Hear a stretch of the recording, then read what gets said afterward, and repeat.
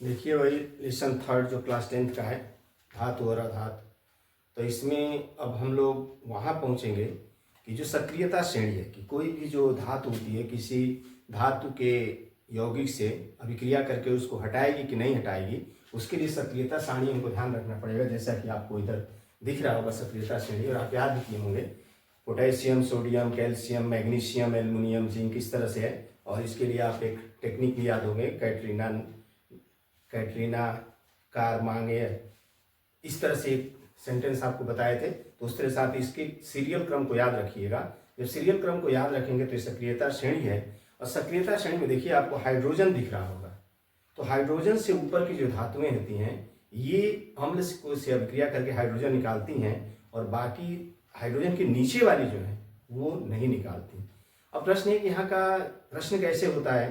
तो मान लीजिए ऊपर की जो धातुएं हैं उसका कोई कंपाउंड आपको दे देगा और रिएक्शन करा के प्रतिस्थापन अभिक्रिया की बात करेगा, तो ये कहेगा कि क्रिया संभव है कि नहीं है। तो ऊपर वाली जो कंपाउंड्स होंगे नीचे वाले का प्रतिस्थापन कर देंगे, लेकिन नीचे वाले ऊपर का नहीं करेंगे। जैसे मान लीजिए कि हम Mg ले लें और प्लस एक और कंपाउंड ले लेते हैं, Zn लेते हैं, ZnSO4। अब ये ध्यान रखिएगा कि Mg प्लस ZnSO4 तो मैग्नीशियम जिंक से ऊपर आता है, यानी ये ज्यादा क्रियाशील है। तो MgSO4 बन जाएगा प्लस Zn बन जाएगा।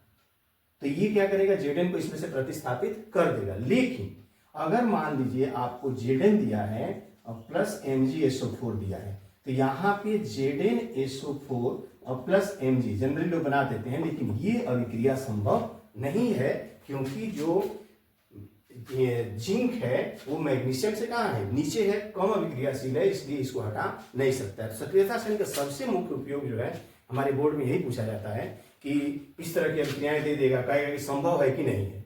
तो अब आपको सक्रियता श्रेणी याद रखना है। सक्रियता श्रेणी के जो ऊपर वाले तत्व हैं वो नीचे वाले तत्वों में प्रतिस्थापन की अभिक्रिया देते हैं, और नीचे वाले ऊपर के साथ प्रतिस्थापन की अभिक्रिया नहीं देते हैं।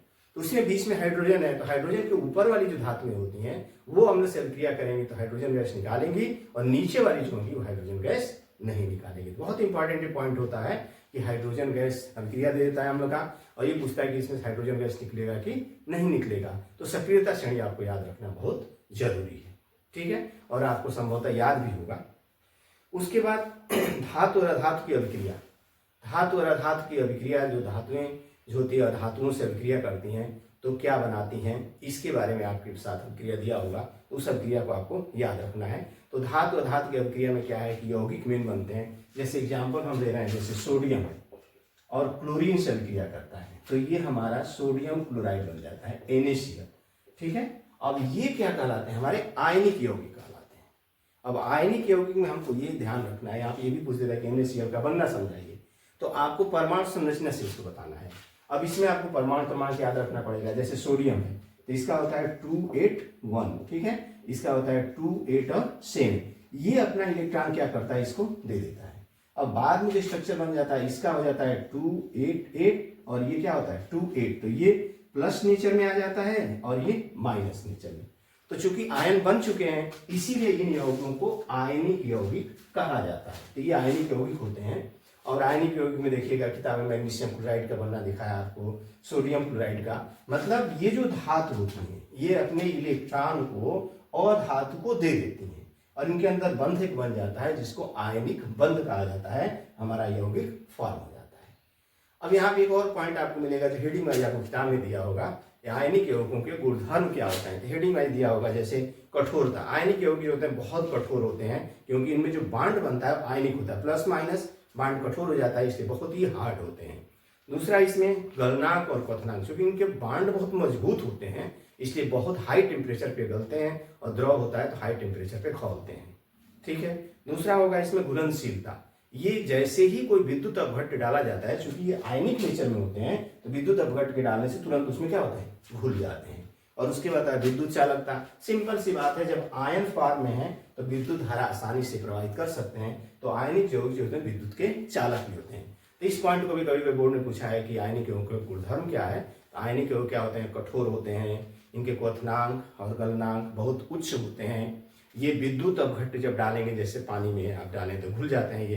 तो इनमें गलनांक अच्छा होते हैं, इनका क्या कहते हैं, घुलनशीलता इनकी अच्छी होती है, और विद्युत के ये चालक होते हैं। तो इस लेक्चर में मेन जो आपका टॉपिक जो यहाँ दिख रहा है वो सक्रियता श्रेणी का।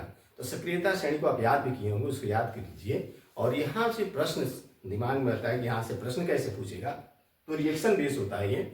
इसमें ऊपर की जो तत्व हैं बहुत ज़्यादा अभिक्रियाशील होते हैं और नीचे वाले क्या होते हैं, कम अभिक्रियाशील होते हैं। तो ऊपर के जो तत्व होते हैं, नीचे वाले यौगिकों जो नीचे वाले तत्व के जो यौगिक होते हैं उनसे प्रतिस्थापित कर देते हैं, प्रतिस्थापन अभिक्रिया देते हैं। अब हाइड्रोजन को देखिएगा, हाइड्रोजन उसमें बीच में आ रहा होगा।